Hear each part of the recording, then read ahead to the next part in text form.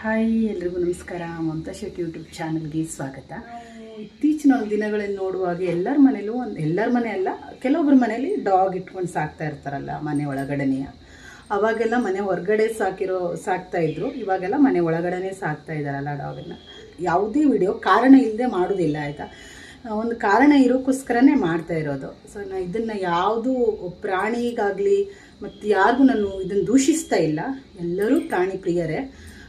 ಹಾಗಂತ ಮನೆ ಒಳಗಡೆ ಇಟ್ಕೋತಾರೆ, ಅದನ್ನು ನಾವು ಏನು ಮಾಡೋಕ್ಕಾಗೋದಿಲ್ಲ. ನಾವು ಹೋಗ್ಬಿಟ್ಟು ಬೇಡ ಮನೆ ಒಳಗಡೆ ಇಟ್ಕೋಬೇಡಿ, ಹೊರಗಡೆ ಹಾಕಿ ಅಂದರೆ ಯಾರೂ ಕೇಳಲ್ಲ, ನಿಮಗೆ ಹಾಕೋದು ಅಂತ ಕೇಳ್ತಾರೆ. ನಾನು ಯಾಕಾಗಿ ಇದನ್ನು ಹೇಳ್ತಾ ಇದ್ದೀನಿ ಅಂದರೆ, ಅವಾಗೆಲ್ಲ ಡಾಗ್ ಮನೆ ಹೊರಗಡೆ ಇರೋದು, ಇವಾಗೆಲ್ಲ ಮನೆ ಒಳಗಡೆ ಸಾಕ್ತಾ ಇದ್ರು. ಅದರಿಂದ ತುಂಬಾ ಒಂದು ಪ್ರಾಬ್ಲಮ್ ಅಂತೂ ಆಗೇ ಆಗುತ್ತಾಯ್ತಾ.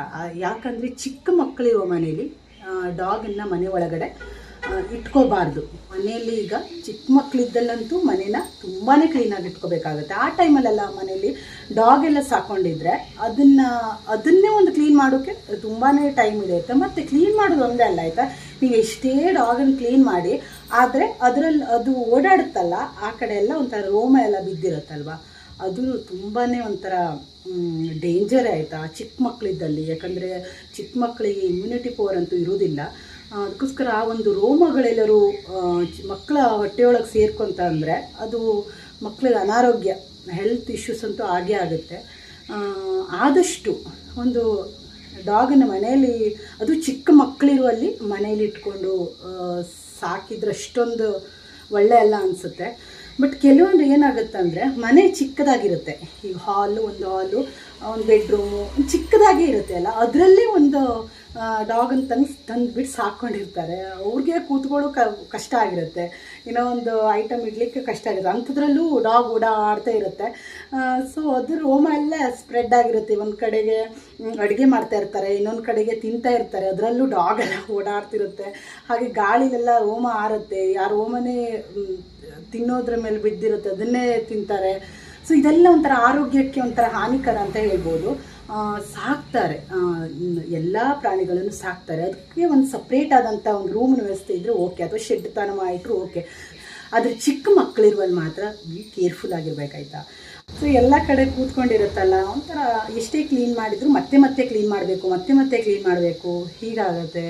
ಎಷ್ಟೇ ಕ್ಲೀನ್ ಮಾಡಿದ್ರು ಅಷ್ಟೇ ಬಿಡಿ. ಡಾಗ್ಗೆ ಎಲ್ಲ ಇಂಜೆಕ್ಷನ್ ಕೊಟ್ಟಿರ್ತೀರಾ, ಮತ್ತು ಎಲ್ಲ ಪ್ರತಿಯೊಂದು ಮಾಡಿರ್ತೀರ, ಆದರೂ ಒಂದು ಕಡೆ ಭಯ ಅನ್ನೋದು ಇದ್ದೇ ಇರುತ್ತೆ, ಆಯಿತಾ. ಈಗ ಕೆಲವೊಂದು ಕಡೆ ನೋಡ್ತೀವಲ್ಲ ನಾವು, ಡಾಗ್ ಸೇವ್ ಮಾಡುತ್ತೆ, ಚಿಲ್ಡ್ರನ್ಸನ್ನು ಸೇವ್ ಮಾಡುತ್ತೆ, ಇನ್ನೊಂದು ಯಾವುದೋ ಒಂದು ಕೆಲಸದಲ್ಲಿ ಹೆಲ್ಪ್ ಮಾಡುತ್ತೆ, ಎಲ್ಲ ಓಕೆ.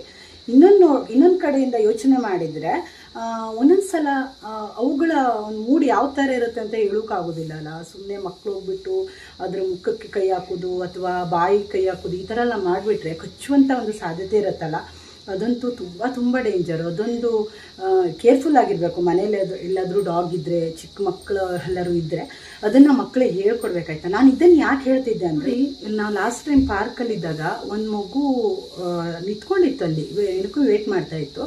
ಆವಾಗ ಡಾಗ್ ಬರ್ತಾಯಿತ್ತು. ಅವ್ರ ಮನೆ ಡಾಗ್ ಅಂತೂ ಅಲ್ಲ, ಅದು ಬೇರೆ ಡಾಗ್. ಅದನ್ನು ಬಾಬಾ ಅಂತ ಕರೆಯುತ್ತೆ ಮಗು, ಒಂದು 7-8 ವರ್ಷದ ಮಗು.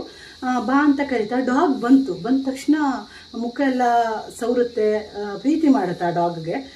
ನನಗೆ ಒಂಥರ, ನಾನು ಇತ್ತೊಳಗೆ ಒಂಥರ ಭಯ ಅನಿಸೋಯ್ತು, ಮೈಯೆಲ್ಲ ಜುಮ್ ಅಂತು. ಯಾಕಂದರೆ ಅವ್ರ ಮನೆ ಡಾಗ್ ಅಂತೂ ಅಲ್ಲ ಅದು. ಅವಳು ಏನು ಮಾಡಿದಾಳೆ ಅಂದರೆ, ಅವ್ರ ಮನೆ ಡಾಗನ್ನು ಎಷ್ಟು ಪ್ರೀತಿ ಮಾಡ್ತಾಳೋ ಅದನ್ನೂ ಅಷ್ಟೇ ಪ್ರೀತಿ ಮಾಡ್ತಾ ಇರ್ತಾಳೆ ನೋಡಿ. ಆ ಒಂದು ಡಾಗು ಓಕೆ, ಆ ಒಂದು ಟೈಮಲ್ಲಿ ಕರೆಕ್ಟಾಗಿತ್ತು. ಅದು ಯಾವ ಡಾಗು ಏನೋ ಗೊತ್ತಿಲ್ಲ. ಇನ್ ಕೇಸ್ ಎಲ್ಲಾದರೂ ತಿರುಗಿ ಬಿದ್ದು ಆ ಮಗುಗೆ ಏನಾದರೂ ಕಚ್ಚಿದ್ರೆ, ಇನ್ನೊಂದು ಮಾಡಿದರೆ ಏನಲ್ವ ಗತಿ. ಅದಕ್ಕೋಸ್ಕರ ಪೇರೆಂಟ್ಸ್ಗಳೊಂದು ಸ್ವಲ್ಪ ಹೇಳಿಡಬೇಕು. ಆ ಮಕ್ಕಳಿಗೆ ಗೊತ್ತಿರೋದಿಲ್ಲಲ್ಲ, ಅದಕ್ಕೋಸ್ಕರ ಸ್ವಲ್ಪ ಮಕ್ಕಳಿಗೆ ಹೇಳಿಡಬೇಕು. ಯಾಕೆ ಅಲ್ಲ, ಸುಮ್ಮನೆ ಏನಾದರೂ ಹೆಚ್ಚು ಕಡಿಮೆ ಆಗಿಬಿಟ್ಟು ಏನಾದರೂ ಆದರೆ ಯಾರು ಹೊಣೆ ಅಲ್ವಾ. ಯಾವ್ಯಾವುದೋ ಡಾಗನ್ನೆಲ್ಲ ಕರೆದ್ಬಿಟ್ಟು ಮುದ್ದಾಡೋದು ಅಲ್ವಾ. ಇಷ್ಟು ಒಂದೊಂದು ಕಡೆ ನೋಡಿದರೆ, ಒಂದೊಂದು ಸಲ ನೋಡಿದರೆ ಟೆನ್ಷನ್ ಆಗಿಬಿಡುತ್ತೆ. ಮಕ್ಕಳಿಗಂತೂ ಗೊತ್ತಿರೋದಿಲ್ಲ, ಪೇರೆಂಟ್ಸ್ಗಳು ಹೇಳಿರೋದಿಲ್ಲ. ಎಲ್ಲ ಡಾಗನ್ನು ಪ್ರೀತಿ ಮಾಡೋ ಹತ್ರ ಬಾ ಅಂತ ಕರೆದವಾಗ ಈಗ ಹೇಳಿ ಇವಾಗ ಹೇಗಾಗಿದೆ ಅಂದರೆ, ಈಗ ಪ್ರಾಣಿಗಳನ್ನು ನಂಬೋದು, ಬಟ್ ಅತಿಯಾದ ಒಂದು ನಂಬಿಕೆ ಒಳ್ಳೆಯದಲ್ಲ ಪ್ರಾಣಿಗಳ ಮೇಲೆ. ಎಷ್ಟೊಂದು ಪ್ರಾಣಿನೇ ಅಲ್ವಾ. ಈಗ ಮಾತು ಬರುತ್ತಾ, ಅವಕ್ಕೇನಿಲ್ಲ ಅಲ್ಲ, ಟ್ರೈನಿಂಗ್ ಮಾಡಿಬಿಟ್ಟು ಅದಕ್ಕೊಂದು ಲಿಮಿಟಲ್ಲಿ ಇಡ್ತಾರೆ, ಈ ಥರ ಮಾಡಿದ್ರೆ ಹೀಗೆ ಅಂತ. ಸೊ ಅದಕ್ಕೆ ಯಾವ ಟೈಮ್ ಮೂಡ್ ಚೇಂಜ್ ಆಗುತ್ತೋ, ಯಾವ ಟೈಮ್ ಹೇಗಿರುತ್ತೋ ಯಪ್ಪ ಗೊತ್ತಿಲ್ಲ. ಅದಂತೂ ಭಯ ಆಗುತ್ತಪ್ಪ. ಚಿಕ್ಕ ಚಿಕ್ಕ ಮಕ್ಕಳಿಗೆಲ್ಲ ಡಾಗ್ ಕಂಡ್ರೆ ಭಯನೇ ಇಲ್ಲ, ಆ ಥರ ಒಂದು ಸಿಚುವೇಶನ್ ಬಂದಿದೆ ಇವಾಗ.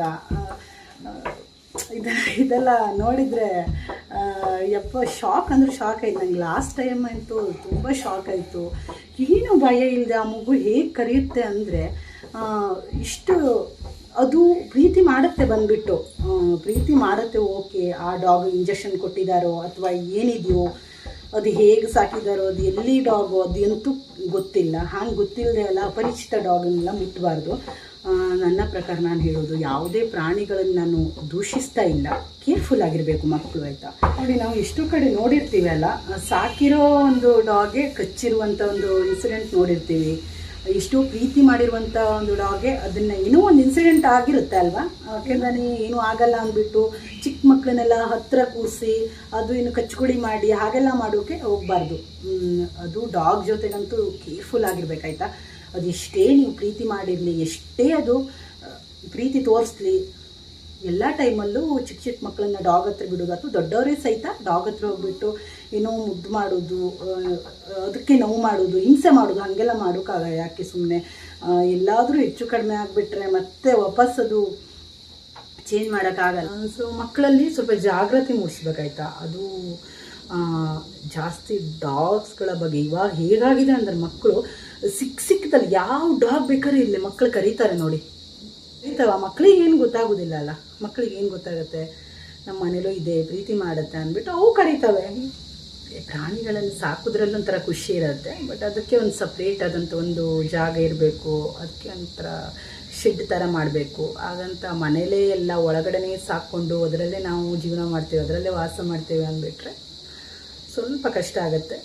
ಅಷ್ಟೇ ಕ್ಲೀನೆಸ್ ಇದ್ದು, ಅಷ್ಟೇ ಒಂದು ಫೆಸಿಲಿಟೀಸ್ ಇದ್ಬಿಟ್ಟು ಮನೇಲಿ ಇಟ್ಕೋಬೋದು. ಇರೋದು ಸ್ವಲ್ಪ ಜಾಗದಲ್ಲಿ ಅದರಲ್ಲಿ ಇಟ್ಕೊಂಡು ಸುಮ್ಮನೆ ಬೇಡ ಅಂದರೆ ಪ್ರಾಬ್ಲಮ್ ಆಗುತ್ತೆ.